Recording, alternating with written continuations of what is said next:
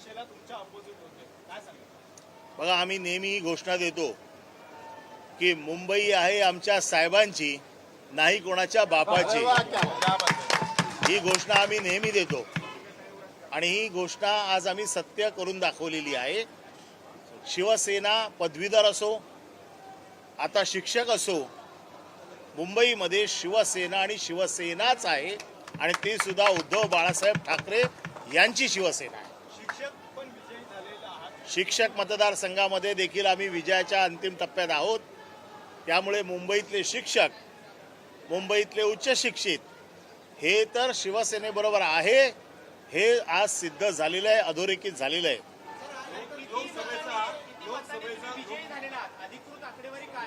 अधिकृत आकडेवारी मला 44,790च्या आसपास मतं पडलेली आहेत आणि पदवीधर मतदारसंघाच्या इतिहासात ही सगळ्यात जास्त मतं आहे आणि मी प्रतिस्पर्ध्यावरती 26,026 मतांनी मात केलेली आहे. ही देखील पदवीधर मतदारसंघामधला हा आजवरचा उच्चांक आहे.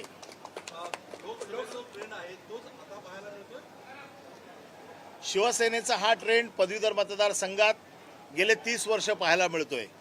परंतु ह्या वेळेची निवडणूक शिवसैनिक रस्त्यावर उतरून लढले आणि ती लढाई केवळ माझी नव्हती, तर ती शिवसेनेच्या प्रत्येक शिवसैनिकाची आहे असं समजून शिवसैनिक लढला, तो जिंकला आणि म्हणून ही लढाई माझ्या हातात तर नव्हतीच, ही पक्षाच्या कार्यकर्त्यांच्या हातात होती, ही उद्धव साहेबांच्या हातात होती, ही आदित्य साहेबांच्या हातात होती आणि त्यांनी या लढाईत मला विजयी केलं असं मला वाटतं. वारंवार विरोध केला जात होता की मुस्लिम मतदार लोकसभेमध्ये पडले आणि त्यामुळे कुठेतरी मोठा विजय मिळालेला आहे. आपण पदवीधरची यादी मी उद्या आपल्याला पाठवून देतो, ती जरा तपासून बघा आणि 1,20,000 मध्ये किती मुस्लिम आहेत ते बघा आणि त्याच्यानंतर मला हा प्रश्न विचारा. कोकण पदवीधरमध्ये जरी भाजपला यश मिळालेलं असलं तरी मात्र नाशिकच्या जागेची चुरस अजून सुद्धा कायम आहे. मुंबई शिक्षक या पदाची या जागेची चुरस सुद्धा कायम आहे.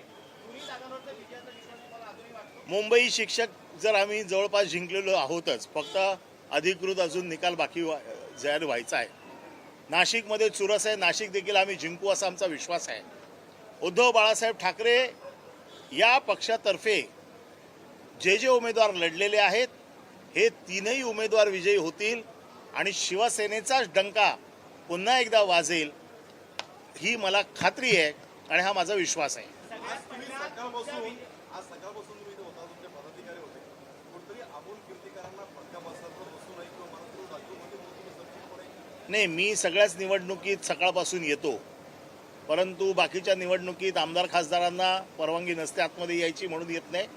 पण आज तर मी उमेदवार होतो आणि याच्यापूर्वीच्या निवडणुकांमध्ये देखील आलेलो आहे. निवडणूक हा माझा आवडीचा विषय, त्यामुळे अशी कुठली भीती आमच्या मनात नव्हती.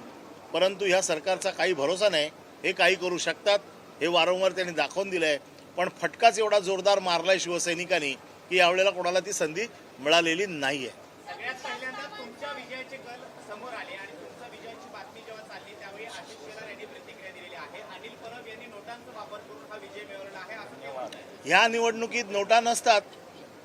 आशिष शेलार मुंबईचे अध्यक्ष आहेत, आमदार आहेत, त्यांना एवढं तर कळायला पाहिजे की ह्या निवडणुकीत नोटा नसतं.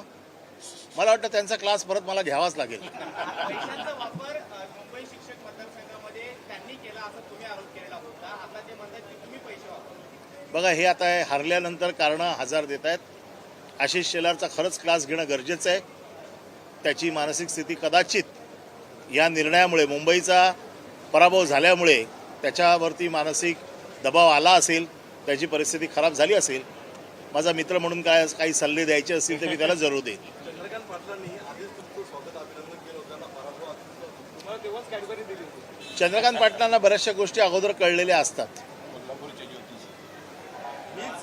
हा ट्रेंड आहे तो विधानसभेमध्ये या परिषद निवडणुकामध्ये आता पुन्हा एकदा महाविकास आघाडीला लोकसभेनंतर जे यश मिळालेलं आहे त्यानंतर विधानसभेची निवडणूक आणखी सोपी जाणार महाविकास आघाडीसाठी? 100% विधानसभेची निवडणूक याच्यापेक्षा सोपी जाईल, कारण आता सगळे कार्यकर्ते पूर्ण चार्ज आहेत. त्यामुळे ह्या सगळ्या निवडणुका प्रचंड मोठ्या मताधिक्याने जिंकू असा आमचा विश्वास आहे. धन्यवाद.